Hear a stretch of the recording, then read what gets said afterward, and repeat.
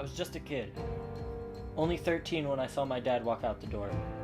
He turned to me just before he left and said, "This is you and your mother's fault." And then he was gone. Every day my mother was struggling to keep the family together, to keep a roof above our heads. My little brother, filled with so much joy and happiness, suddenly stopped. He stopped moving around, he stopped smiling.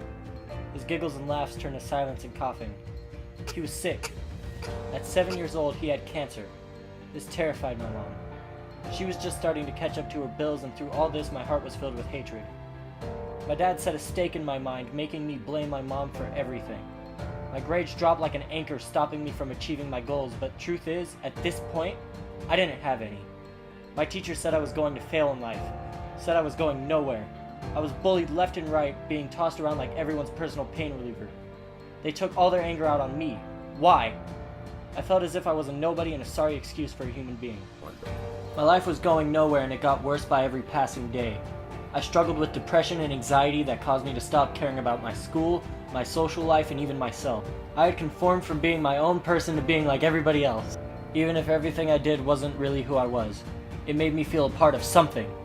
I dressed the same, acted the same, spoke the same. It is so much easier than trying to be your own person. I disrespected my mother. I talked to her as if she was an enemy, someone I didn't want to talk to. One day my mom was crying, and I walked in not feeling so much anger that day. For once I listened to her. I was 16. That day I changed. I changed as a person who used to live life every day with so much weight, but that weight I put on myself. My dad was wrong.